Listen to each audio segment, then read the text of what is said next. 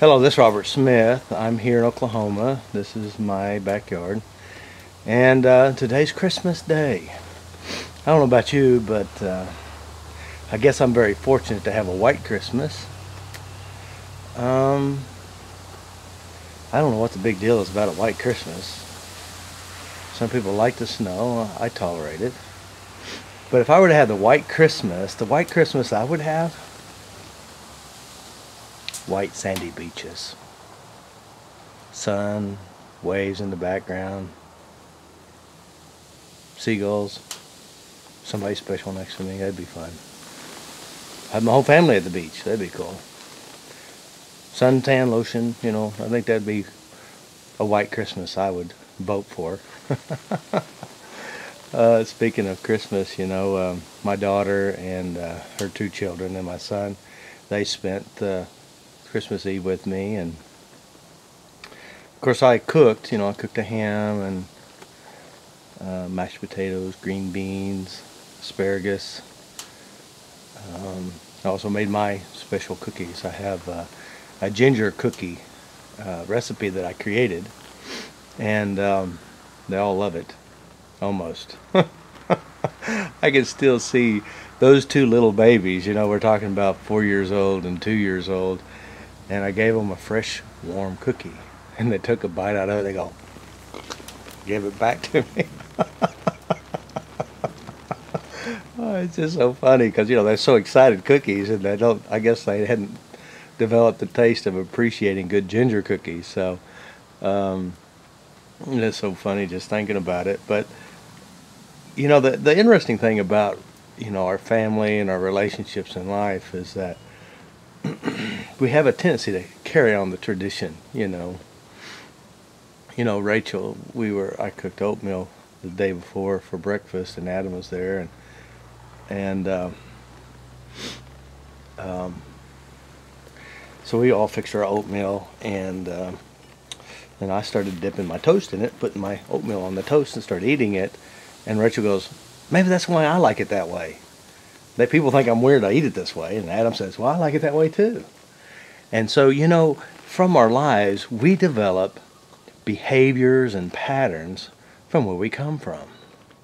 It's so amazing, you know, and of course I work with thousands of people, and it's very common to see patterns in our lives, relationship patterns, belief patterns, attitude patterns, and sometimes we pick it up and don't even know we have it, you know, and so we learn from where we come from.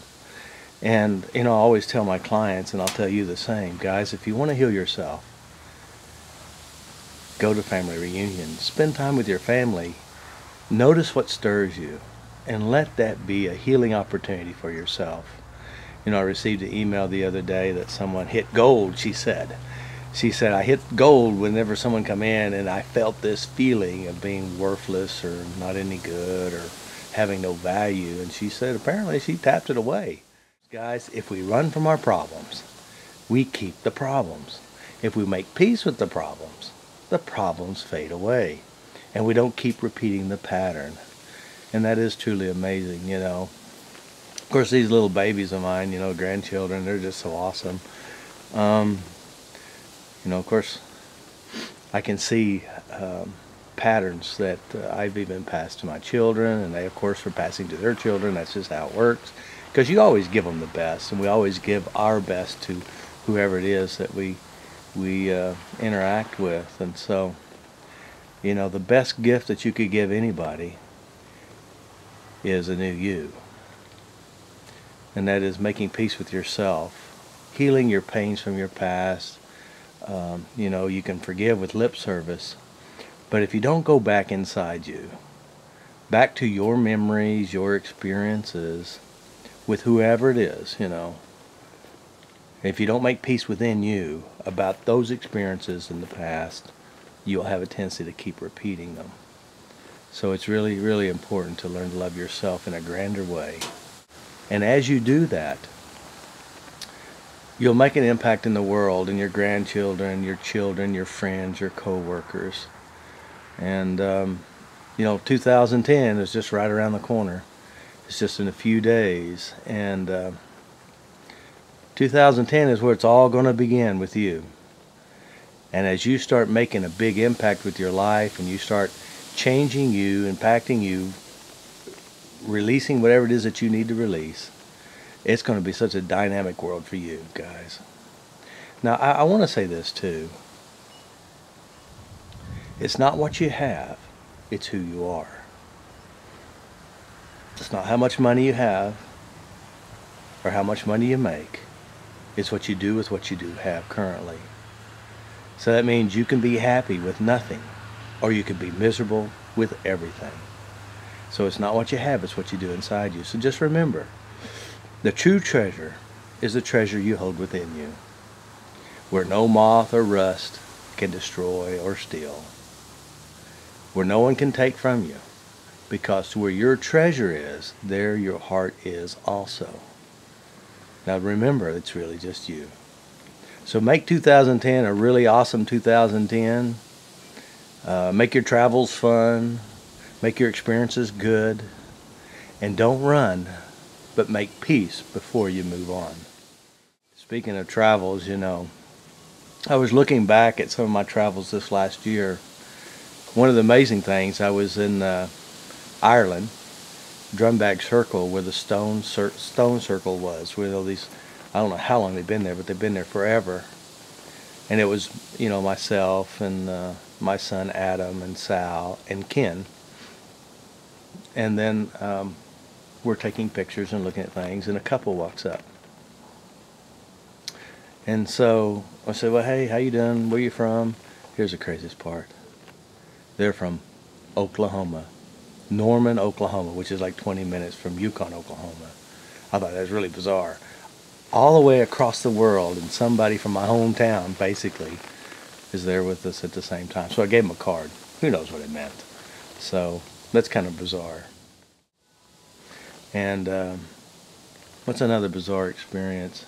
Of course, my being pickpocketed in Ukraine was a pretty bizarre experience. You know, it was a wonderful thing that happened. It helped me work on some things about myself, and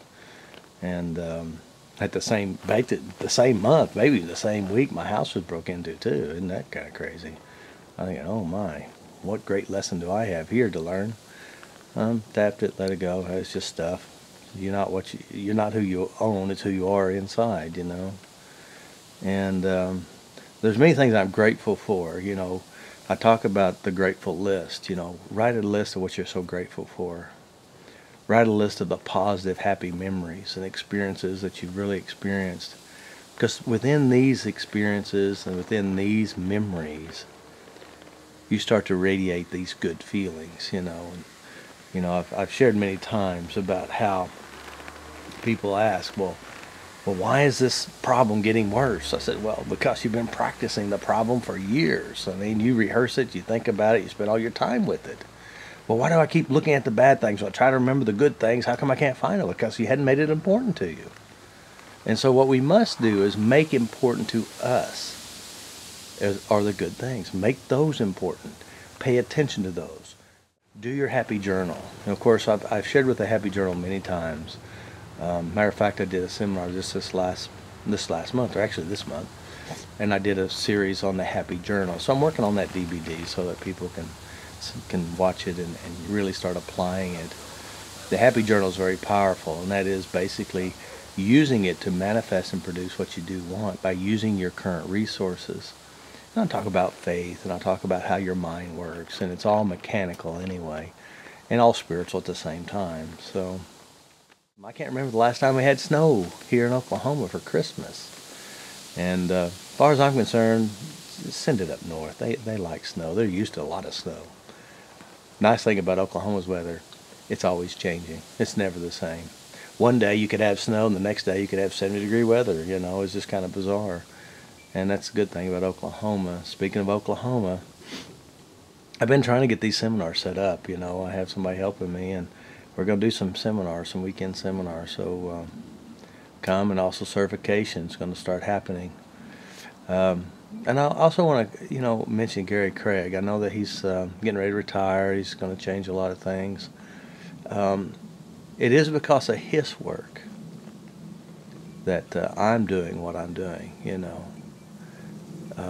Of course, his work is basically from not only NLP, he studied NLP, and also at the time he studied Callahan techniques and later on changed it to TFT, thought field therapy. And he simplified it, Gary did. Made it easier. Spent a lot of money getting to that point too. You know, I think he spent like $110,000 developing his stuff, and so he's developed EFT. I studied Gary's work. I started with NLP first, and then went into EFT, and it was one of the best things I've ever done. And I honor you, Gary, for your help and your work and your passion and making it available to people. And I'm using my basically the same thing. I want to help me. I want to help others. I want to make a change in the world. You know, I mean, I want to make a world of difference. And the world of difference really does start with me. And of course, ever since I was like 15 years old, I've been trying to figure out how to get rid of some of this stuff. You know, I'd have those nightmares of my father, and it was just horrible nightmares. I mean, it's like the pounding through your chest, waking up nightmares, you know. And my father is one of my best spiritual teachers. Believe me, guys, the worst things in your world could be the best things for you if you make peace with them. So, you know, studying hypnosis, studying about how the mind works, and TFT, thought field therapy, TAPAS acupressure techniques, and Be Set Free Fast, Dr. Larry Nims. His work has really made a big impact in my life as well. It kind of helped me solidify this stuff. And then I enrolled in a massage school because I was trying to figure out, you know, I was running out of people to tap on. I thought, okay, where do I go? So I went and got a massage. I said, man, I could do this. This is really awesome. Felt really good. And I want to know how the mind-body works. And so, sure enough, I'm sitting in this class. I thought, the missing piece, the mind-body connection, you know. He ended up kicking me out of school because of tapping. And who knows, other ego issues maybe, who knows really. But that was a learning process. I tapped it out, and I went to the next spot, and I just kept healing and kept learning and kind of applying, and then kind of figured out that you don't really have to tap, and they don't have to really know that you are tapping to make the changes happen. And it reminds me of the lady, you know, she came in, and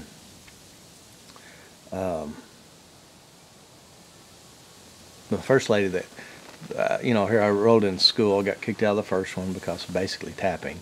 And the second one, I was already gun shy. You know, I've already tapped away my emotional stuff, and mine said, well, just go to another one. So I went to another school, and I told them, said, hey, you know, I got kicked out of the other school, and I said, hey, that guy has problems.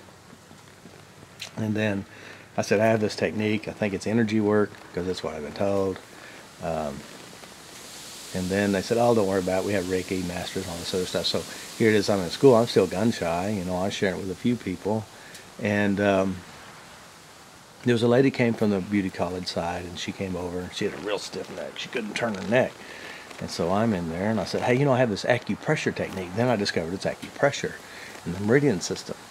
And so I started addressing some emotions, and all of a sudden there's some tears there, and all of a sudden her neck could move, and the pain was gone by just using the acupressure technique and using words and basically aiming, which I didn't know exactly what I was doing. I was still trying to figure out exactly how and why.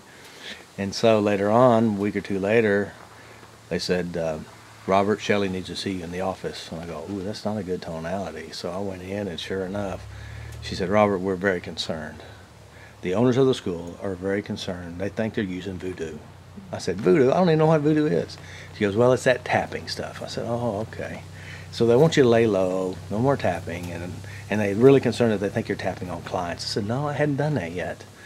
And so anyway, so I went back to the my class, and weeks later, who knows exactly how long later, and there was a lady, and she came in and doing chair massage, and she was talking about how she's, you know, her husband, divorce, and all this other stuff, and I thought, well, I can't tap on her. Turn around, sit on a chair, and I was massaging her face. So you said little anger, little this, so I'm massaging. And she started shifting, and changes were happening. And after she left, she hugged me. She said, you have helped me so much. And after she left, I go, damn, I'm good. Not that I tapped, but I figured out you didn't have to tap. Big changes happened. man, this is something interesting. So here it is. I'm trying to figure out how and why, and of course, I'm in Oklahoma. This is the Bible Belt of America, and I had to kind of keep it clean, make it as normal as I possibly can. What is normal, but normal for them, and to make it fit our understanding, because this is very powerful, very, very simple. Especially the way I do it is, I do sessions and I never say, even though I have this. So I do it in a more direct way. I call it FasterEFT, or the new EFT. That's what I want to call it, the new EFT, because it is newer. It is taken EFT style of thinking and cleaned up the stuff that you don't need, giving you a good understanding of how and why we have problems and how to make the changes faster. And the real deal is what you do inside you. And when you understand what you do inside you, then it's easy to make changes. So here it is. I'm learning all this stuff. I'm studying NLP at the same time. I'm studying Be Set Free Fast. I'm studying whatever. And of course, I'm reading the Bible at the same time, because here it is. Everything's starting to open up. When I read the book Mind Works, and I do have it on my website if you need to buy it or just see what it is. Mind Works. And then all of a sudden, everything started making sense. It all started to fit together. Although I'm a spiritual person, I'm not religious in any way. I don't hold to any one thing. I just hold what's true and what works. And that's just my belief system. And you can believe whatever you want, and you do. And that's okay with me. Just don't throw rocks at me, and I'll love you forever. And so anyway, so that was my path. I'm just trying to figure out how and why it works. And so 2010, we're going to make some big changes for myself, big changes for the world. I'm ready for 2012, so we can move past that too. This is crazy. People are always looking for something to be afraid of. I said, well, stop it. Be nice. Good coffee. Oh yeah, here's my cookies. Very special formula, made with love, lots of hard work, and lots of practice. They're really good dipped in coffee. And my cookies are probably frozen because it's freaking cold out here. I've done a lot of videos. I had so many good videos that I had lost from when my travels, because my camera kind of died on me, but I'll just go and do it again, So I am so amazed. This is truly amazing for me. Over almost 400,000 people have viewed my videos. Almost 1.5 million video views. It's just amazing. It truly is amazing. In October 2007 is when I created my YouTube channel. And my purpose was basically to share. Maybe I could help somebody. And apparently I've been helping a lot of people. My videos have. And it's not really me, though. I want you to understand this, too. It's not really me. It's the truth that I believe and I hold, that I share. And truth usually works.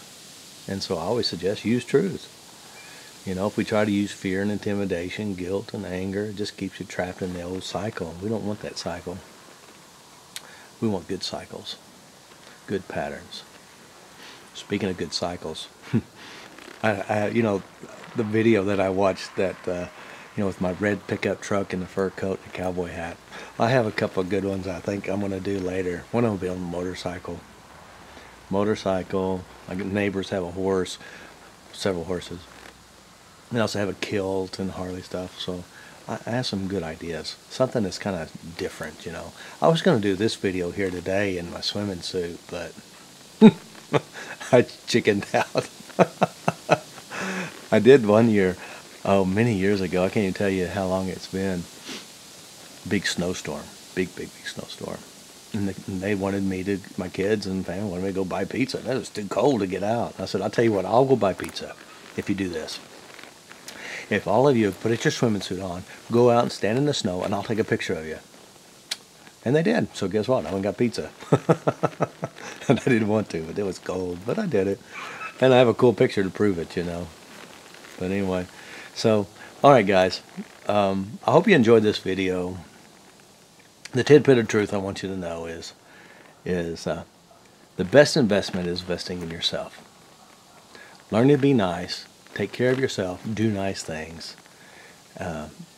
Write down every good experience. Focus on the good ones. Notice the good ones and have fun. Having fun will ruin a lot of bad stuff. I want you to realize that. And also, don't take things so seriously. This is Robert Smith. Keep on tapping on. Ciao.